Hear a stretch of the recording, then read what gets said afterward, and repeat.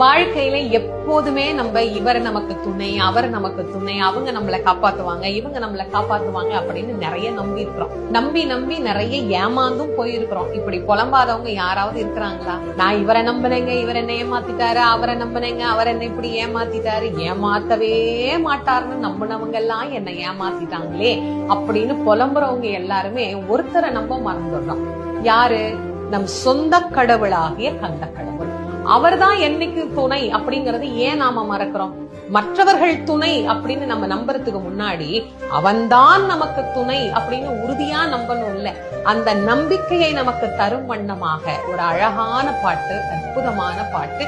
விழிக்கு துணை திருமென்மலர் பாதங்கள், மெய்மை குன்றா மொழிக்கு துணை முருகா என்னும் நாமங்கள். முன்பு செய்த பழிக்கு துணை அவன் பன்னிரு தோளும், பயந்த தனி வழிக்கு துணை வடிவேலும் செங்கோடன் மயூரமுமே.